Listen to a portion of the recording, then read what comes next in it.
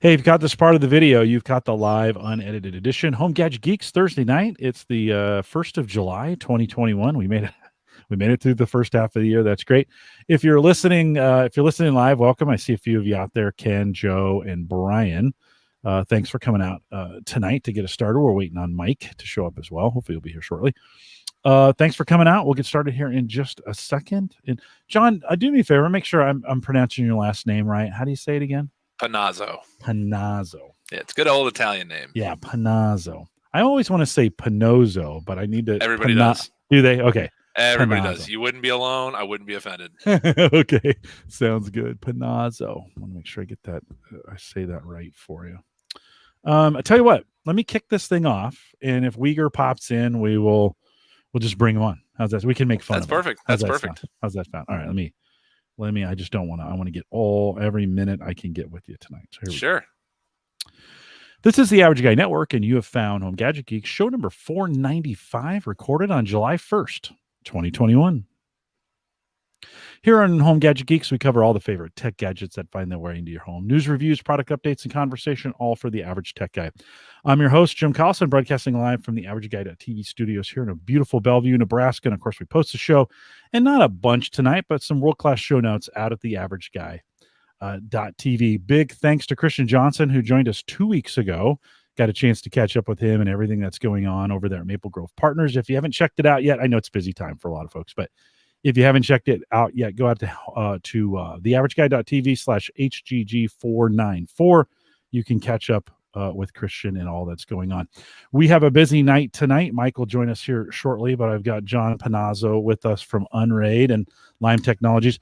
John, welcome back. We've been waiting a while to get you. Welcome back to Home Gadget Geeks. Thanks, Jim. I appreciate it. It's good to be back. I know it's been a little slow over there on the Unraid side. Give us a quick overview. We were actually, last time we had you on, we were waiting for 6.9 to kind of come out, and it did. And then I pinged you, and you were like, "Oh, I'll get back to you." Yeah. And we finally got it pulled together. But give us a little summary of how things been going since the last time we saw you. Things have been going really well. So obviously 6.9, really good release for us. Multiple pull support, huge feature. Really glad that we were able to get that out to people. I think we're just kind of setting the stage with it with other things that are to come. And we've been working really hard on version 6.10, which we're hoping to have out to folks pretty soon.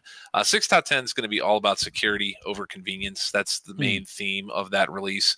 We're making a lot of changes to the default behavior of the operating system. I mean, you wouldn't have to look hard to find a number of pretty big security issues related to storage appliances in the last few months. Cough, cough, Western Digital, cough, cough, QNAP, list goes on. And, we started taking a much harder look at how we were doing things in our operating system. And we're not really we weren't subject to the same vulnerabilities that those two were in those examples. But there were some other things that maybe our default values, which we used to be much more about, like, hey, let's just make this super easy to get it so that you have a NAS with shares that you can write to over the network, to, hey, let's really make the user think a little bit more critically about security. So, one of the best examples of this is something as simple as the root password. So, when we started Unraid, before I was even part of the company, the modern router or switch at that point in time didn't have a default password. You just got it, you logged into it, and then you'd set one if you wanted, but you could leave it with no password. Now that behavior's changed, right? All the router manufacturers kind of did realize, it's probably a good idea to just put something on the back of the box that the user has to see. And so we decided, that's probably something that we should be doing too. So everybody in 6.10 is going to be forced to set a root password to the system because, root means a lot more than just the web GUI.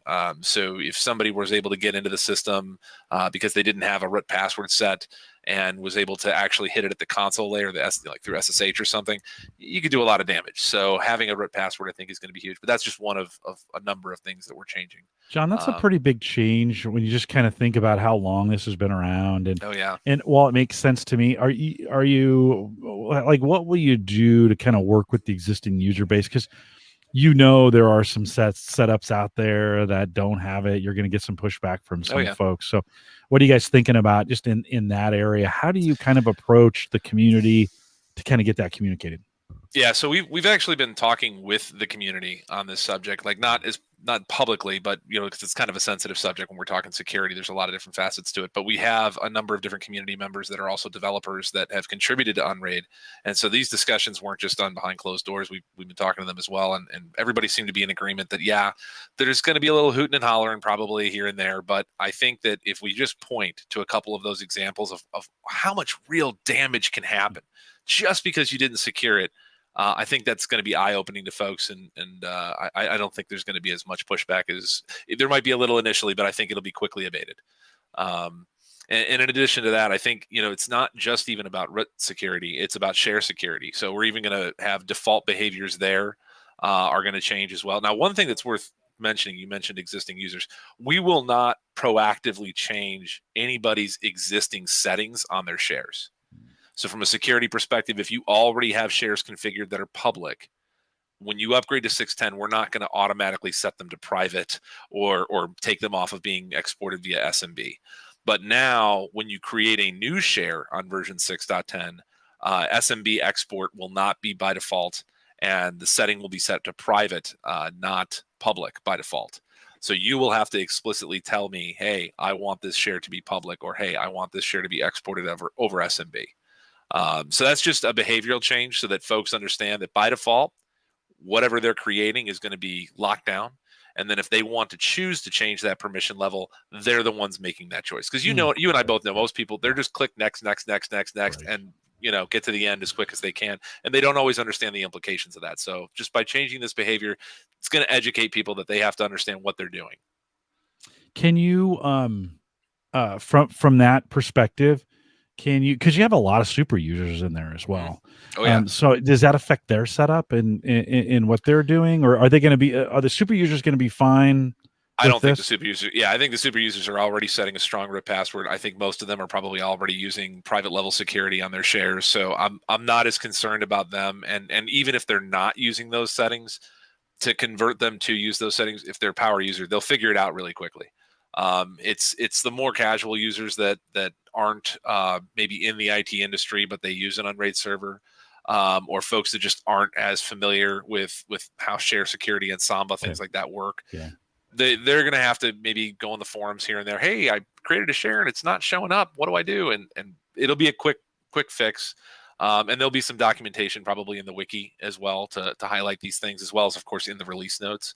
But there's only so much text you can put out there proactively, right? And at the end of the day, how many people are going to actively look at it? So, thankfully, we have a really good forum community. And so when people run into common problems like that, they post it, they get it resolved pretty quickly.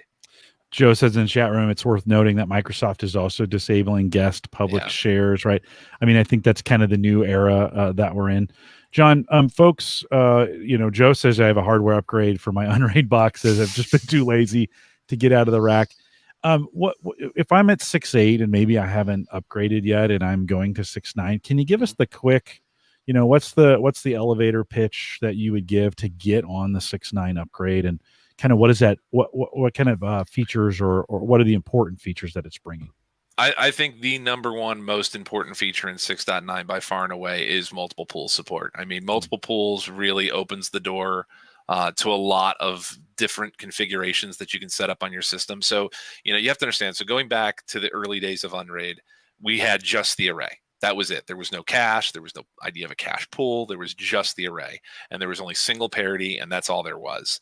And generally speaking, in that configuration, there's a couple ways that you can go about setting up the disks to work that will yield different performance results. And the main way that people would use it was where we would only spin up the disks that were actually being written to. So if you were doing a write to a share, typically you'd only be writing one file at a time, and you would see the disk that you were writing to spin up and the parity disk spin up, and that was it. And that would give you the best power consumption, best longevity out of your disks, but the sacrifice there would be a little bit of performance. And so you'd see anywhere from 30 to 60 megabyte a second, depending on what era, what decade we were talking about, and what type of devices we were talking about. But that was kind of the high end of what you would see. And so some people were saying, well, I have a 1 gigabit network and I want to go a little bit faster. I want to saturate that link. So how do I do that? Well, at the time before cache, there was only one other method, and that was to turn on setting under disk settings called reconstruct write, and that would spin all the disks up for any write operation. And you can still do that today, by the way. If anybody out there wants to immediately boost the performance of writes directly to the array, bypassing the cache, you can still go in disk settings, and it's a MD write method, and the tunable there you want to set is reconstruct write, and that'll make all the disks spin for any write operation, which means that there's one less IO path that has to happen, or one IO thread that has to happen per write operation. And so that substantially improves the performance. And generally speaking, when you do that, you're going to get pretty much the write speed of the slowest drive in the array. So, and most HDDs are already going over 100 megs a second, 100 megabytes per second. So you're going to saturate a 1 gigabit link. Fine. But then you're obviously spinning all your disks up, adding more wear and tear. So we added the cache, and the cache was a way to offload. And then people said, okay, well, the cache is great, but now it's subject to disk loss or data failure, right? So if a device fails, if the cache fails, there is no redundancy for the cache. So that's not a great solution. It's a temporary one, but it's not a great solution. So then we added the idea of having a cache pool where you could have multiple devices in a pool. And so your cache would be both high performance and redundant. You get the best of both worlds there, which is awesome. And then we added VMs and Docker support, right? And when those things were combined, we started to see some users complain about write contention, right? So what would happen is if you had a busy network environment where storage was constantly being written to over the network, and you had a cache-enabled share that was happening to, and you had virtual machines that were living on that cache, and you had Docker containers that, as applications were running, were writing to the cache, you have these 3 different sets of needs all hitting the same cache pool at the same time. And so with HDDs, that could be really bad. Even with SSDs, that could be not the greatest, because it can cause performance issues either from within the VM for any Docker container, or just your writes across the network. And so there was no real solution to that problem. So with 6.9, by adding multiple pools, users are literally able to now segment their needs into different pools, and not just between applications, but even between shares. So if I say, all right, I want to have a cache pool, and I want to dedicate that just for my virtual machines, fine, create one for that need. Separately, maybe I want a cache pool just for my Docker containers, just for my applications that are running on the server. Okay, fine, create one just for that. And maybe I want another cache pool that's going to front-end write operations to the array and act as a proper cache, right? So I can have one for that. And then maybe I want yet another one that's for a specific share, where maybe I have a bunch of other like video editors, let's say, like Linus from Linus Tech Tips might do this, where he'd have a pool set up just for his video editors to work on, so that's segmented from all the other stuff that's happening. So it's a way to segment your needs for IO across different pools. So I think that's huge. Yeah, no, that sounds interesting from the standpoint, and a little more complex, right, for folks to kind of figure out. Okay, I got these drives, going to assign them to this pool, and then they're going to have a specific use. We may have, I imagine, in some heavy use scenarios, you want to get those on maybe spinning disks, just to make sure you're not wearing out your SSDs from that perspective. So, no, super cool from that perspective. Yeah. As you think about looking ahead to 6.10, what are a couple features, if you were, kind of thinking like, oh, we're really, you mentioned one already, but what are you looking forward to, and or what's the important parts of 6.10? So there's a lot of stuff that I need to kind of leave under wraps. Sure, I can't no give worries. away all the goodies. No worries. No worries. Whatever we can talk about. Yeah. So like I said, security is the big one. That's the big thing that's changing. There's a number of other areas in which security is changing that are not so much user facing, but more of adding better protections into how certain operations happen within the system, so that bad actors can't take advantage. And then in addition to that, there's a number of under the hood updates that we're doing to, how do I want to say this without giving everything away? To libvirt and QEMU, we'll leave it at that. So things related to virtualization that certain folks have been asking for. And there's just a ton of under the hood fixes. So we're going to have a public release here hopefully pretty soon, and we'll have a set of release notes attached to it that give you the full goodies and the full breakdown. But I'd say that the biggest stuff that people are going to be seeing in this release are 2 things. One is all the security changes. The other is actually going to be my servers integration.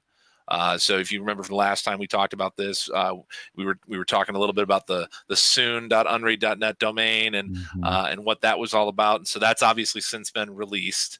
And basically what that was it was an early access program for folks to both join our Discord server, which is now public. So I encourage folks out there to join our Discord server. Where would they? How would they join that, John? What's the best way to do that? So it's actually through our forum. Okay. So you can actually sign in to our forums, and then you can link your forum account to our Discord server. And what that does is it preserves your username. It preserves your identity on the Discord server. So if you already are a Unraid forum member and you're participating in our community, nobody's going to be able to impersonate you on our Discord server. So, but that's how you actually get into it as well. What's the quick address for the forums if folks wanted to go out there? Forums.unraid.net. Okay, perfect. So pretty easy to remember that one. Yeah, no, right on. I just want to make sure we get that in there. Yeah. So, but yeah, a lot of security centric stuff happening in 6.10, and moving forward with 6.11, we've got a lot of fun stuff in store. We're hopefully going to tackle ZFS. That's my big wish. So I we started our own podcast since the last time I was on. What's the name? What's the name of it? It's called The Uncast. Okay. So everything's un. We're always un. Like 7-Up is going to come after me and say, "Look, that marketing, we're taking it back." So, but we're gonna beat that into the ground. Okay, everything is going to be un.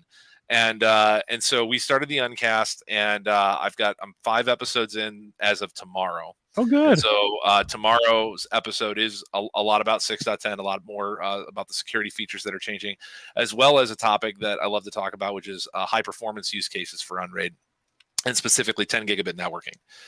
So I've been doing a ton of experimenting lately with 10 gigs. So have the rest of the team here. Oh, wow. And it's been a fun experiment because, traditionally we never really thought of 10 gig as something we even would really have to worry about because, you're kind of an old IT guy, right? So you remember back in the day, 10 gig was super expensive. Right. I mean, you never even would think about putting it in your home. Right. But now you got, these Ubiquiti 10 gig switches that are 550. We got one of those XG16s here, and it's pretty sharp. It's pretty nifty. It took me a while to figure out how to get it set up actually, but once I did it's pretty nifty. And it's got 4 10 gig ports that are Ethernet based, and then I think 16 SFP plus ports on it, and it was 550. I'm like, that's not really that bad. No. And now you can get 10 gig NICs for under $100, so that's huge. So we're starting to see some more people experimenting with 10 gig on Unraid, and this is where you do see some performance limitations between either using HDDs or things that are going through the cache pool. Even there's just some performance limitations based on how Samba works, and based on how our network stack is tuned, and based on the fact that we use Butterfest RAID 1, not a RAID 0. So there's some areas that we needed to play around with to see, what would happen if those barriers were lifted from, say, maybe a new type of file system being added. We'll just say maybe there's something like that. So there would be a reason to have the capability to do 10 gigabit transfers. And we were banging our head against the wall, but we started playing around with SMB multi-channel. And I got to say, you'll find out some more on the podcast tomorrow. But we blew the doors off this thing. It was great. We saw bidirectional 10 gig performance. So really, really excited at what that means for the potential of Unraid in the future. How long before 10 gig you think is fairly, I mean, it's out there, but as we think about mainstream and lots of folks using it, how long do you think before we see that? So I think it'll come in phases. So the first, maybe not the first, but one of the things that I could easily see people doing is as they upgrade their hardware. So at some point, in your life cycle of owning an Unraid server, you're going to add storage, you're going to replace storage, but eventually you're just going to be like, I'm building a new one. I'm going to do a data migration, and I'll take the old one and I'll either repurpose it, or maybe I'll make it my backup server. That's what a lot of people do. And so what I could easily see folks doing is saying, I'm not even going to buy a 10 gig switch. What I'm going to do is I'm just going to go buy 2 10 gig NICs. And I'm going to just plug them direct into one another. There you go. And just create a private network between the 2 Unraid servers. And that way, when I need to do my backup jobs, I can go at full 10 gig speed. So that's a low cost way for someone to begin adopting 10 gig. Because you got to remember, you can still do that over standard Ethernet. Right. So now your real out-of-pocket cost is the 2 NICs, and those I think they're Quantia. I don't know how to pronounce the name, but the ones from Asus, I think they are. Okay. They're like $97 on Newegg. That's pretty reasonable. So it's pretty reasonable for us. I mean, you're in a single port, but do you really need dual 10 gig? I mean, if you do, I want to be your friend, but this is my audience we're talking about. So that's true. I guarantee there's probably somebody out there that bought one of those Cisco Unified Fabric 160 gigabit throughput NICs, and they're like, I got this in my basement. And I'm like, oh, you jerk. just making us all cry. Oh, that's super good. I put the link to the podcast Yeah. unraid.net/blog/podcast if you want Yep. to head out and get that. What give me a little just give me a little hint on the format. Like if I was going to go out and listen to the podcast, what would I expect? What's your format? How long is it? That kind of stuff. So I haven't adopted video yet. That's the Okay. one thing that No, I'll say. So fine. it's audio only for Probably right better now. that way. It's just we're just talking heads, John, right? Yeah, I know, and that's So, kind of what I was saying. But I'm yeah. getting pressure from some people to be like, Oh "Hey, man, yeah. can you add some video? It'd be kind of cool to actually see your guests." And Sure. Sure. eventually, I want to see if I can get Linus from Linus Tech Tips on, Yeah. and that Heck would yeah. be good to have video. So I think we're going to Yeah. do that eventually. Good. But it's audio only for right now. But we cover a lot of different topics. So some of the episodes are just me. It's just me ranting. No, it's just me talking about different subjects related. Like the first Yeah. one's all about owning your own home server, kind of the do's and don'ts of Yeah. why you should want one. And then we have a couple other episodes where we have some guests. Recently, I had on Bill Clayman, which is actually a personal friend of mine, and he works for Switch, the big data center company. And before that, we actually had on Paulus Scoutson. He always tells me you got to pronounce my last name like there's a G after the S, and it's hard for me to do Scoutson. And he is the founder of Home Assistant. And so Oh we yeah. had him and Doug Robertson from Alterco Ah, Robotics, the guys that make Shelly, the IoT devices. We had them. yeah. That was a great one. I highly encourage your audience to check that one out. That was Yeah. super fun.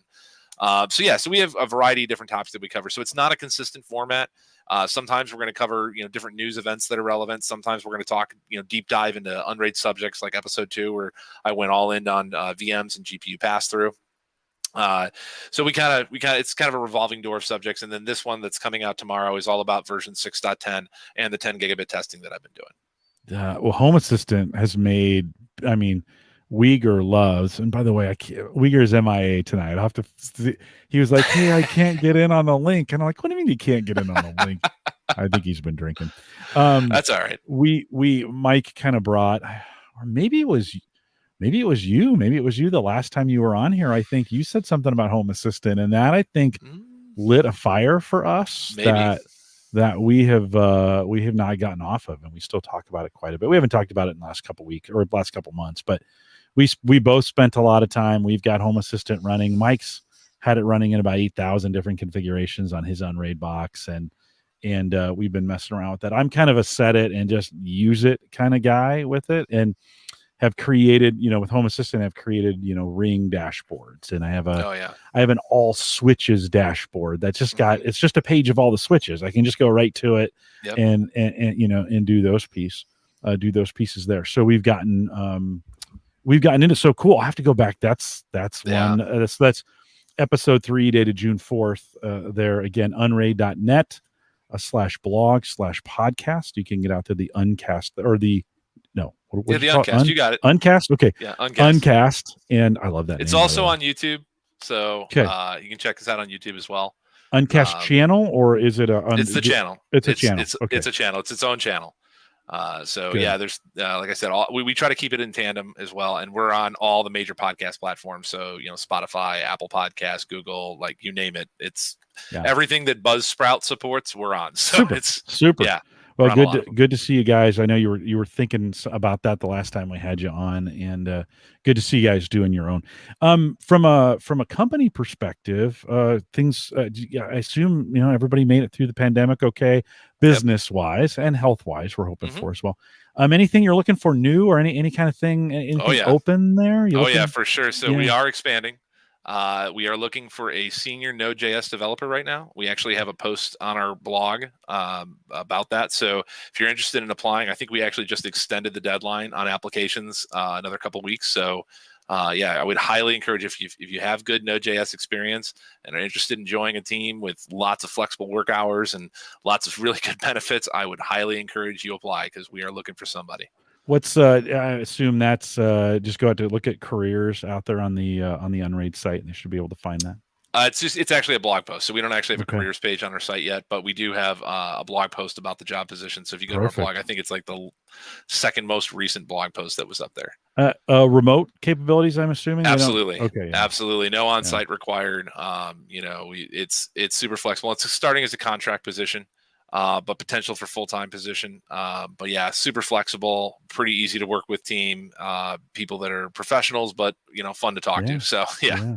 Yeah. So about how big's the organization now? What do you have as you think about resources available? We have over 10 total people working on the Nice. project at this point. Yeah. It's a combination of full-time staff and part-time contractors. And yeah, I mean, it's a great team. We have a really great team of people. Like they're very dedicated to grinding at the code and making things better, double checking security. We even brought in multiple people from our community. So most recently, we hired Larry Meany, who is heading up our my servers development, and he's known as LJM42 on our forums, and he's been a forum member for years. Yeah. Former Yeah. Cisco employee, so very talented developer. So yeah, I mean we're very excited about our potential as a business because we do have such a dedicated and loyal community, and not only do we have a dedicated and loyal community, they're full of professionals. They're full of people like you, like me, that are super into IT, or they're developers. And I mean, even Alexis, one of our other developers from Australia, she's started as a forum user, started as a user of Unraid, and then wanted something in Unraid, wanted an API, and started talking with our development guys, and they were like, "Hey, if you want to come on board and start helping us build stuff like that, yeah, we're all game." And just one thing led to another. So it's really great when you have a community of talented people that you can tap into to continue your growth as a business. So that's one of the biggest things that I think about our Yeah, company that's right now. cool. That's Yeah, cool. Good. Exciting. So if you're interested in that, head out to the site, head out to unraid.net and find that blog post and get applied. It'd be great to see somebody maybe from our community make it into a role like that. absolutely. John, a couple years ago, I started doing some hard drive cryptocurrency mining slash farming. Nice. It never Were you go. using Chia or what were you using? Well, we originally we started on Burst way back in the Okay. day and did some Burst mining, and then Chia has picked up. I'm glad you mentioned it. Chia, that's a project I picked up middle to late last year. It was kind of my pandemic project that I worked on. Okay. Burst didn't do this, but Chia has kind of driven up the price of hard drives and SSDs. I was gonna say, do you guys sense that? I mean, you're in a space. Yes, you're doing the software for it, but you're Right. talking to so many people. Have you gotten any negative feedback? Like, I can't find an SSD anywhere to put in my Unraid box because they're all getting picked up. Have you had So any? no, I haven't seen that yet. Like I haven't seen anybody saying that yet. I'm sure there are. I'm sure there are. But no, not so much. Okay, The funny good, thing about good. Chia's is that I know very little about Chia, but it's Mm, funny that you were yeah. mentioning crypto mining off of storage, because when I had Bill Clayman on, that was one of the things that he had talked to me actually about pre-show. Was he's like, "Hey, have you checked out this Chia stuff yet? Does that work on Unread?" I'm like, "Well, let me look," and then looked on the App Store. And sure enough, there was a Yeah, Chia Docker container out there. So yeah. I'm like, well, clearly somebody thought it was a good idea. And he's like, well, yeah, you got to check this out. This is so cool. I have so much unused space on my server, and now I can, do some Chia mining off of it. And I'm like, Yeah. all right. I still think about the little pets that grow plant, the plant grows on top of. But Yes. all right. That's it gets a So lot do of you rap have a for that. Chia? Do you have a Chia mining operation I going now? well, we call it farming. So that Okay, that's that little. They're trying to, they're making this getting big away from the play on it mining. being green. Yeah, they're trying to be green Okay. about this, right? So they're calling it farming. And I purchased a few hard drives just to kind of round out. When my Marine son came home, he bought a cat, and that cat pulled one of my server boxes off the Oh shelf, no. and 3 drives instantly dead. Right? So Oh, that was that's not pretty. good. He felt really bad. I bet. He felt bad for that, The but cat? no, the cat didn't. The cat didn't care. Yeah, just didn't give a shit. But That's funny. but he was super like, he's dad, I'm so sorry. And like, don't worry about it. It's just drives. And it actually got me to kind of reconfigure. I reconfigured my Unraid box and Okay. actually put some bigger drives in it because I wanted to use it as a storage location. One of the great things about Chia is it doesn't necessarily require a ton of power. It just needs to be able to get to the drives Yeah. relatively quickly. And of Yeah. course, Unraid can do that fine. And so I put some of those plots. That's what you generate these plots. Put some of that on the Unraid server. I've got a device. I've got a Drobo device. I put some on, and then I built a big kind of Windows server that's got the big, it's got most of it in there. And so yeah, we're doing some mine on it. It's great on Unraid. It's great. It does it what it needs to do. It does it fast enough. It's an SMB share. Just goes out to the network. It can read those, and I could scale that out if I wanted to. If it could, we could put a lot of files on there, and it works great. That's That's kind of, amazing. yeah, it's they don't recommend, in this space, they don't recommend RAID because you want to get the maximum number of files per hard drive. Right. And in some cases I've actually just gone against that because I'm like, well, if I do lose a drive and I've got it rated, I can rebuild that quickly and I don't Yeah. have to replot. So there's some back and forth, going on Yeah, that that's thing. that's an interesting kind of thought process that they're saying you wouldn't want to use some kind of parity protection. Well, I they say you can just replot them faster than in some cases maybe than spending the time rebuilding. Oh, Now that may okay. be different if you're talking about larger drives, right? I mean, Sure. rebuilding or replotting to an 8 terabyte drive or something like that might be. I've kind of kept the drives for this project, kind of kept them small. So Okay. just in case something happens, like Yeah. 4 terabyte drives were in the sweet spot when I was doing this at like Okay. $50. And So so, how does it work? Do you just fill them up and then yeah, sell them, no, or no. So you fill them up and then you have a software application. You have a like a miner or a controller? farmer. Yeah, Yeah. it's presented to the blockchain and then everybody submits their solutions and one wins, right? That's basically how crypto mining works, right? You Okay. just Okay. there's a problem that's put forth by the blockchain and everybody tries to solve it. This is oversimplified, by the way, but pretty Yeah. close. And so you have these pre-plotted, you create these plots basically on GPU mining, right? That's all done in real time. Right. Solution, solve it. Right. Solution, solve it. Right. With hard drive, it's like solution, and then it looks on the hard drive for the solution. And if it's there, Right. you win it. Okay. So, a hard drive runs at what, 5 watts, maybe? Yeah, it's Three, super low power three, four, five. comparatively. GPU Yeah. runs at like what, 500 watts? Yeah, yeah. Enough to make enough as a Right. space heater. Okay, let's Yeah, leave it at no, that. right on. So the Unraid box has been great for that. The great thing is because they're just SMB shares, I can have them out there and still be running the box for all kinds of other things, and it doesn't take very much power on the. I don't run any Dockers. I don't run the software in a Docker or anything like that. I've got that running on a Windows box, but works out pretty well. I just wondered if like maybe you had got like because the hard drive I hadn't gotten community, into it yet. everybody was complaining like I can't find a 10 terabyte drive anywhere type thing. Wow. You know what? Because it's been a while since I've had to order any additional storage devices. Mm, I maybe I've just missed the timing on that because the no, last time I no. ordered them, I didn't have a problem. Yeah, yeah. But Well, it would have it's been a been little bit. So early in the year. Like it's really started yeah. kind of taking off. What Like about SSDs? Does that March affect it? stuff. I would guess maybe Well, not as very much so because the really plotting process goes is faster. much faster on an SSD. Now you Okay, have that makes just sense. trashed the SSD in the process. Like Sure. you just destroy it. Have So you done the economics on it? Does it make like financial sense? Like you'll get enough um, burn? Like will you get a yeah, return? yeah, yeah, you Oh, can. I mean, then it's worth it It's then, yeah, right? I mean, yeah, it's can. We were in early and so being in early, in fact, there's a guy listening who's helping me out with it. yeah, Getting in early was a little more profitable than trying to get in right now. sure. The network itself, like I think you may be surprised. The total space right now is at 29 exabytes.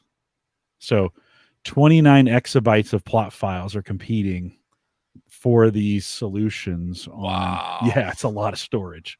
And That's I would insane. imagine quite a bit on, some of this is on Unraid, Oh, right? I'm sure.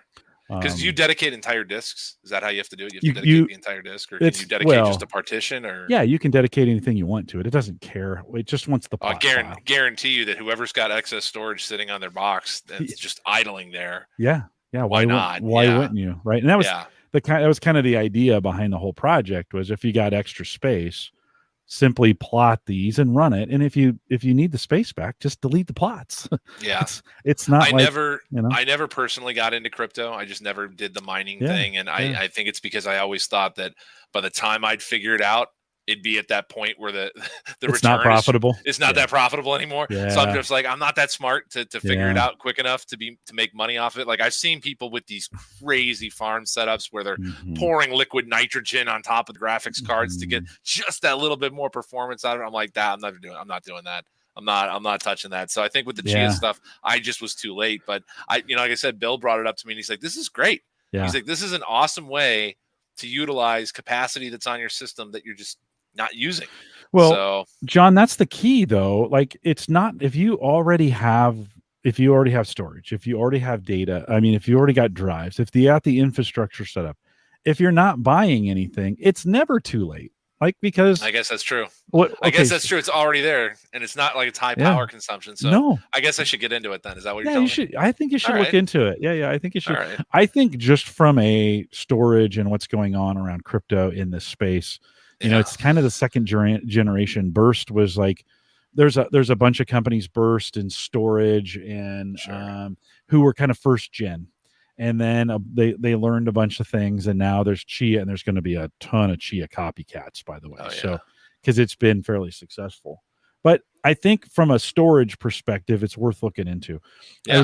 I was gonna ask you one more question before I got to let you go because we're out of Sure. time. But as we think about those popular applications, this reminded me of that question when you said, "Yeah, I went and looked in the space to see if Chia was in there." What's As we think about applications, what are the hot applications on Unraid right now? Do you get any sense for what's being used the most as we think about the applications that are out there? Well, I mean, Plex, I think, is number one. I think that's one of the most common ones because it's Sure. one of the ones that's just stupid simple to set up and it offers too many benefits. The ability to sync to mobile, the ability to play from anywhere. It's kind of a universal client. And from a feature perspective, like it, I mean, those guys, they're trying to compete with Netflix. They're trying to offer similar. Like I remember when Netflix added the like skip intros feature. And I'm like, well, shit, Plex is never going to have this. And then the next week, like, there's a Yeah. skip intros button on Plex. I'm like, man, these guys they're paying attention. Like, they know what they're doing, and that's awesome. So I think that's by far probably number one. Even though I know that for the super users out there, a lot of people like MB. I've personally, it's been a long time since I looked at MB.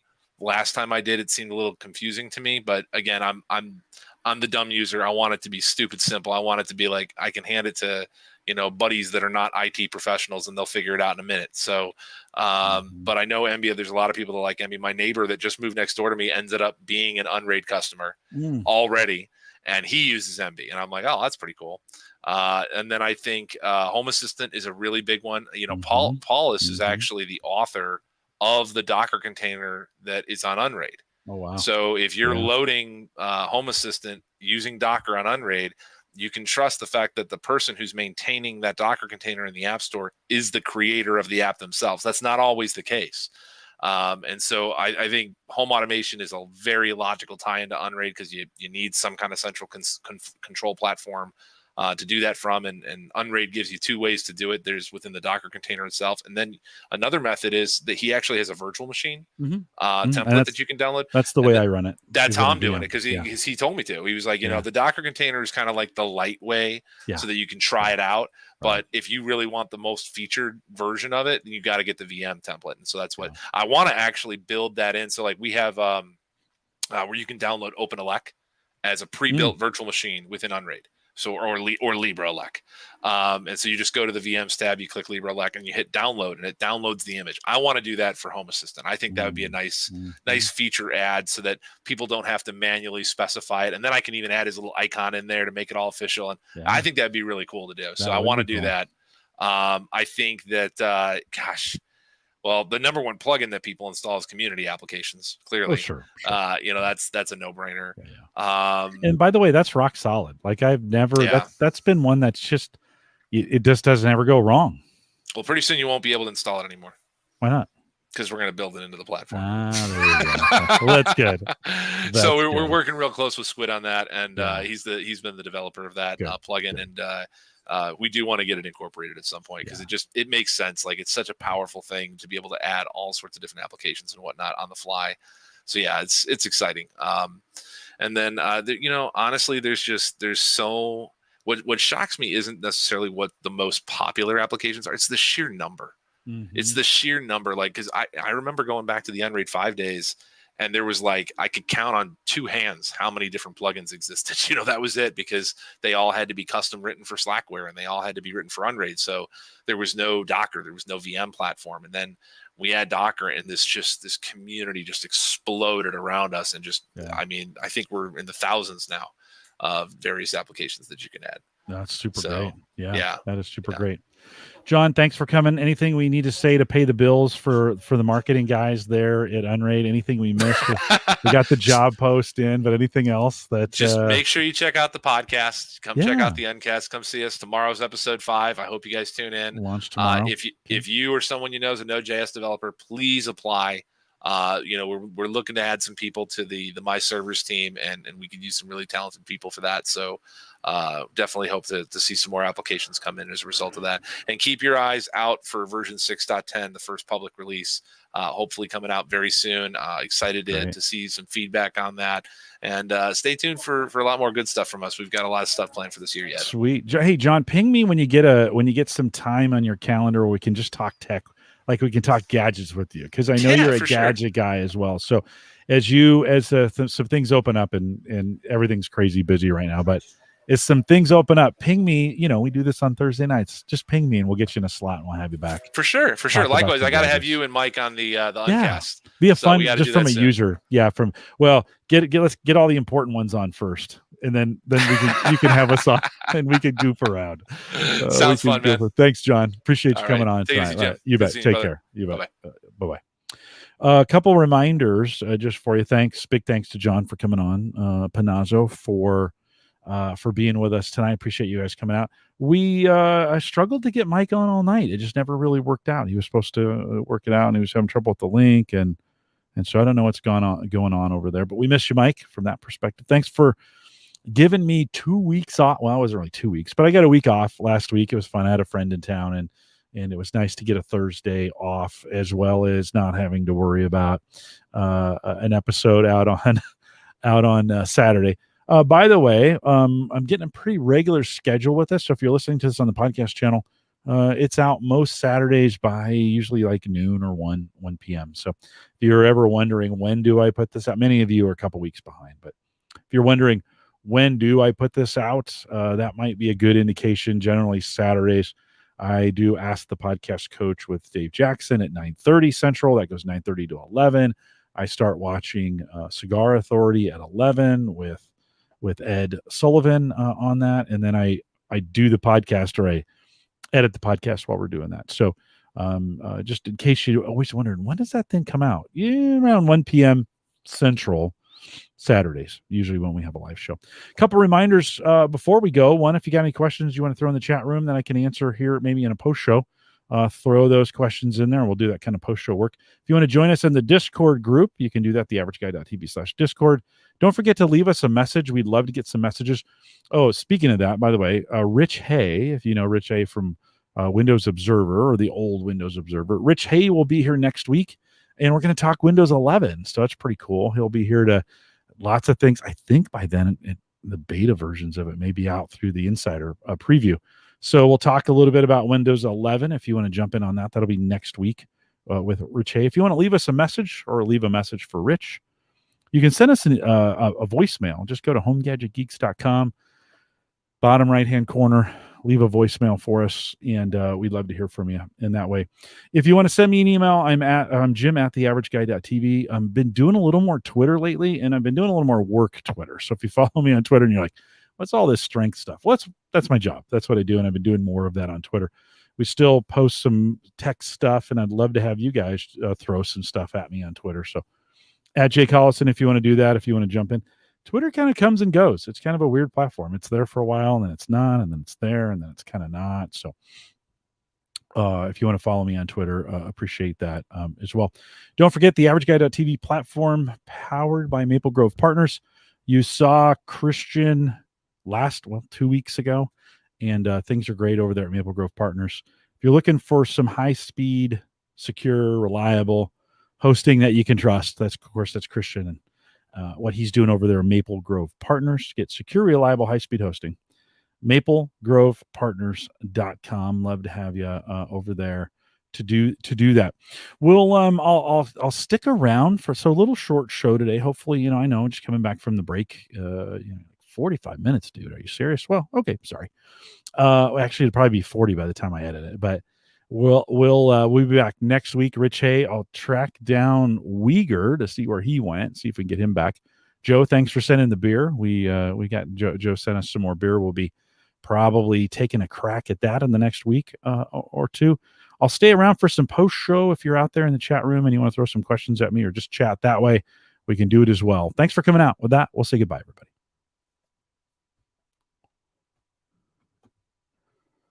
Yeah. So Joe says, boo, Microsoft forced Microsoft accounts for home users. Yeah.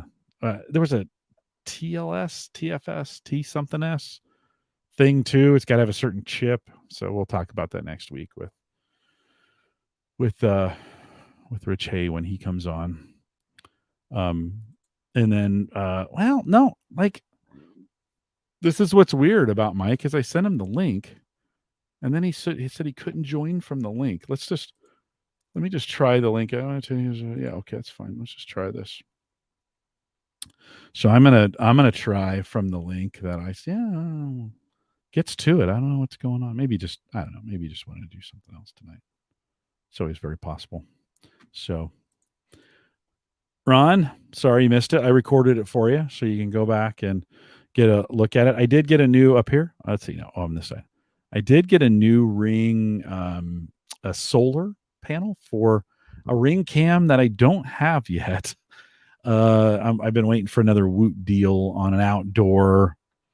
I want to get the camera and the spotlight cam to put on the shed in the back. So the Woot deal was $20 and I couldn't pass it up, so I picked that up a week or so ago. So I was like, "Is that for the front door?" I'm like, "No, it's for the back." So I did have, and then my Ring doorbell, which has been charging just fine since I put it in, stopped charging a couple weeks ago. So I got to troubleshoot that to see kind of where it's gone wrong and why is it not. Yeah. Well, Joe, here's the good deal, I think, about Windows 11. You don't have to upgrade to it. So I think there's going to be a version. I think I heard they're going to support that till 2025, 2026. So that'll give you some time with grandma, to let that sit on there a while. Brian said I'd be interested to hear how your solar panel works out. Brian, this is my second solar panel. I actually have one on the garage, the front of the garage. It says I was thinking about buying one. I picked up a couple extra batteries instead for the moment. Yeah. Listen, I've got one on the garage.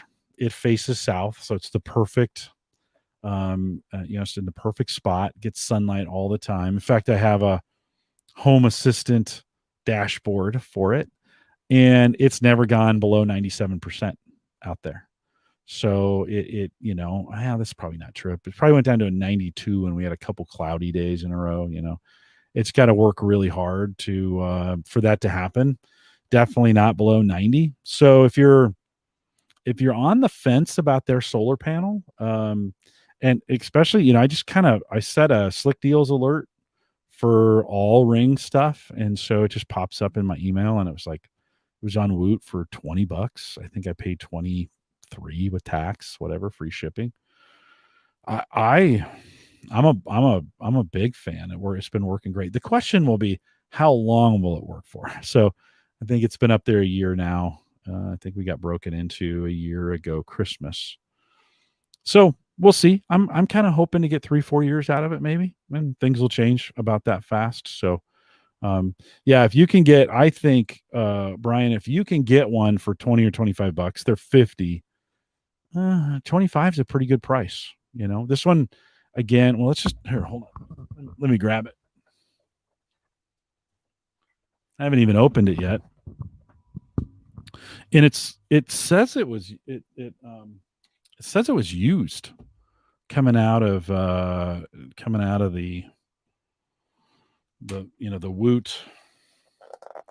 Woot deal. Here, we'll do a video unboxing for you guys. Doesn't, from the box, it sure doesn't feel used. And so I don't think it's used. I think maybe this was a refurb or something they did, right? But it looks pretty freaking new to me. So you plug this end into your, works with the stick up cam or any of those that, I think the stick up and one other one. So you just plug that in there. Comes with the screw this in. You can move it around, whatever you want to do. And then a handy dandy tool.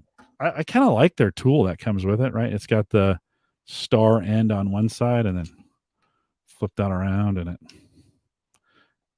I have this for the doorbell. Phillips on this side, so pretty cool. I got another one. This is my third one. Pretty simple. Like I said, if you can pick it up for $20, that's a pretty good. That's pretty good. Ron, thanks for the offer on the coins. I have 4 or 5, and I just mailed one out. Tony, so thanks for the offer, Ron. Tony says his Simply Safe cams aren't so bad. No, I bet they're pretty good. I think maybe it's 2 weeks ago we talked. Oh, it was with Christian. Yeah, 2 weeks ago. Christian's using Wise Cam. Oh, is it Wise? Yeah, Wise Cams. He actually almost had me talked into buying one. Then this deal came up, so I'm going to stay on Ring. I think with it. I may not put that one on the cloud backup. I don't know. We'll have to see how we go with that. Maybe I will. It's another $30 a year, so I'm up to 90. Or with Wise, I think you're at 0. So that'd be another. It's a good way to go. I'm kind of in the. Kind of in the Ring space, and so it that's just kind of what I like. Yeah, Brian, if you haven't signed up for the alerts at Slick Deals, that's one of my favorite. Woot can do. I think Woot's got some alerts. I think Newegg does too. But the Slick Deal alerts seem to have the right size community to kind of make it work. So go out there, do some. Well, here's what I do: go out and do a search. Make sure their search term is right, like it's bringing back what you're looking for, and you'll see a bunch of stuff that's the links don't work anymore. It's out of date, whatever. But at least you'll know you're in the right ballpark. And then once you can choose to set that as alert, then it kind of has some criteria on like how serious are you about this alert? Do you want it every time? Do you want it only when it's popular? Like there's some things. You have to make some decisions on that and be like, oh, okay, I'm gonna figure this one out. What do I want it to be? How am I gonna do it? And so figure that out, get it right. I probably get 6 emails a day I have a DeWalt Slick Deal alert for tools, and I picked up a few DeWalt tools. They're not always the cheapest that way, but every once in a while you'll find a good deal. I got a DeWalt portable table for like $65. Maybe it's even cheaper than that. So Slick Deals is I think Slick Deals is a good way to go. They also have some reward points. They have some things you can check coupon codes, like with Honey. Honey does that too. You can sign up for an account. It'll check for coupon codes and some of those other kinds of things. You know what? I never changed the code on the averageguy.tv, did I? you guys only come because you have an alert. Oh my gosh, what a rookie mistake. I just realized I never put that the link on the website, did I? I'm a rookie. Brian says just bought a second Wise 3 at a local Amazon store. Had a 10% off deal. Yeah, it's a good way to go.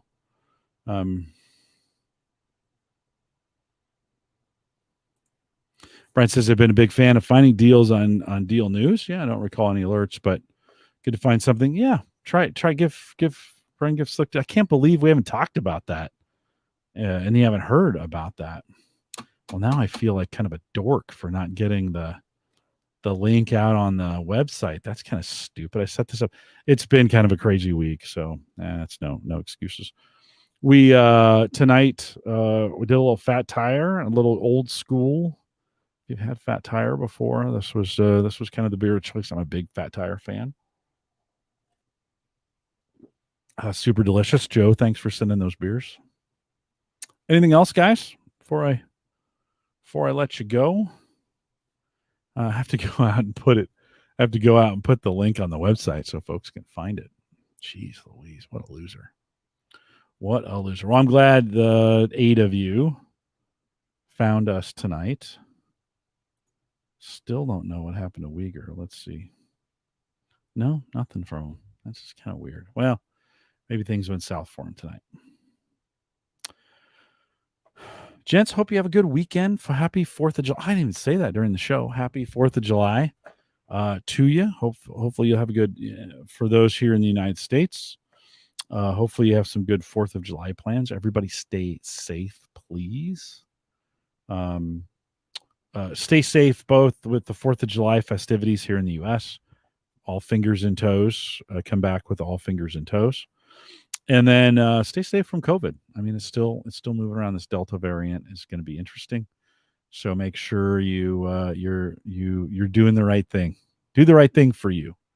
So we want to keep we'd like to keep Tony.